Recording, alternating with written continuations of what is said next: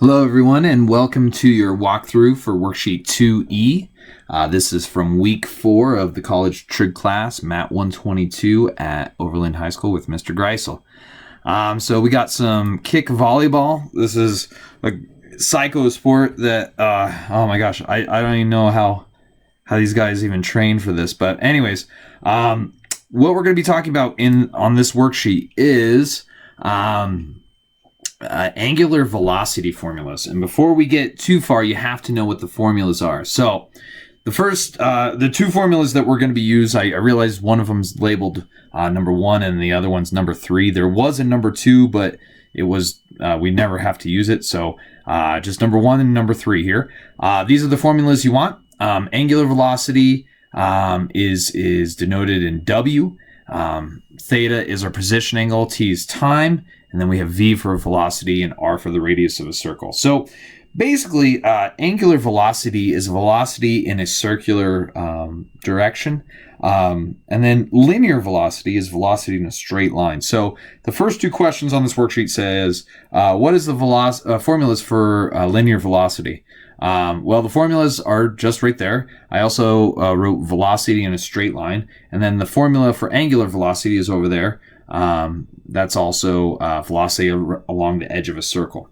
Okay, numbers 3 and 4, it says a point moves on the circumference of a circle. So think about like a point on the edge of a tire and it's spinning real fast. It says it's doing 100 radians per second. That's going pretty quick.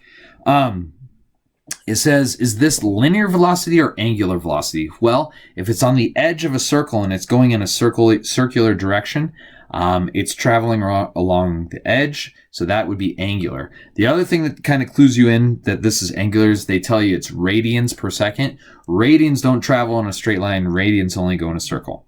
Okay, next one says the car is driving around a circular track at 185 miles per hour. Well, I know this is going to be linear. Even though it's going around a circular track, it's linear because for one, they gave me the units in miles per hour. Miles are straight, they're linear. So even though you can drive, like, you can turn your wheel left and right, you can drive in circles, whatever you want to do, your velocity is still in terms of linear velocity. Okay, so let's look at some of these. These are actually really, really easy problems. We're just going to use the formulas that I gave you and stick them in and then solve for the missing ones. So it's really, really simple. So the first one says the radius is 12. The angular velocity, they're just going to give it to us, is radians per minute. It's 0.7. So we just stick those in for W and that weird W and the R. So you get 0.7 equals V over 12. Multiply both sides by 12 and you get 8.4. Now, the units are tricky on here, so you got to be super, super careful. The radians, the only one that shows up in is angular velocity. So in linear velocity, we won't have that. We'll have some distance over time. Okay, so for this one, radius was in centimeters. Angular velocity was talking about per minute. So we're going to have centimeters per minute. So 8.4 centimeters per minute.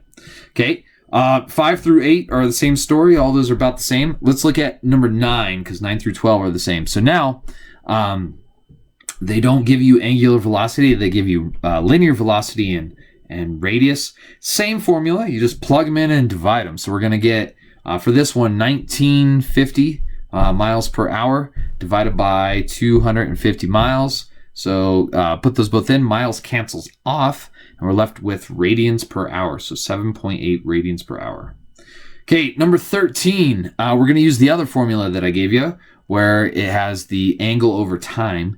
So this one says your angle is 3 pi radians, and the time they're saying that happens in is 0.056 hours, so a very, very small portion of an hour.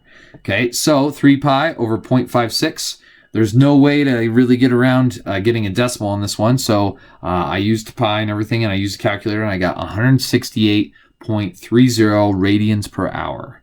So very, very straightforward on that one. Make sure you use a calculator. Okay, number 17.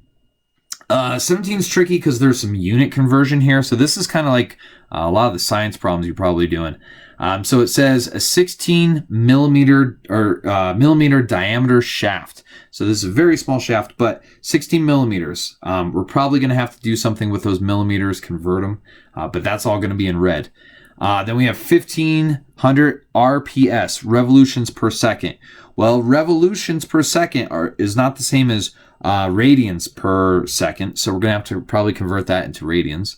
And then it says find the speed. I'm going to call that green for linear velocity. So, and they want our answer in the nearest meter per second. So meters per second.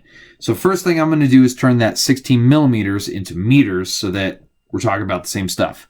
So it's a diameter. So first thing we have to do is change it to a radius by cutting it in half. So we get 8 millimeters. And then to change millimeters to a meter, you have to divide it by 1,000 because there's 1,000 millimeters in every meter. So if I divide that by 1,000, you get 0.008 meters, and that's our radius. Then for the revolutions per second, to turn that into radians per second, well, one revolution is 2 pi. So I'm going to multiply 1,500 times 2 pi, and you're going to get 3,000 pi. So that's not a super difficult conversion. Okay. So now, what formula we're going to use? We're going to use angular velocity equals linear velocity over radius. So we know the angular velocity is 3,000 pi radians per second. And then our 0.008 meters goes on bottom for radius. Multiply both sides by 0.008. And you're going to get a final answer of 75.40 meters per second. Now, we converted all of the units at the beginning of the problem before we plug stuff in, and that's the easiest way to do it. If you want to get, if you want to get it wrong, you can try and convert it at the end. So, like I said, doing it at the beginning is really easy, okay? The rest of the problems on there are just kind of basic word problems. I picked the hardest one there to kind of show you. I don't think you have to do any other conversions for the rest of these word problems, so don't stress about that. Just plug the numbers they give you into the correct formula and then try and sort out your units at the end. Okay, so that is it for this worksheet. This worksheet we did this week we did 2C, 2D. You're going to take a quiz 2 when you see me, and then 2E. There's also a 2F in there, and that's the review. So kind of a jam-packed week. And I believe next week you're going to be having the test over Unit 2. So if you have any questions, get those sorted out before you see me. But this worksheet, not too hard. So just knowing those formulas and plugging things into the right spot. Okay, have a lovely day, and I will talk to you later.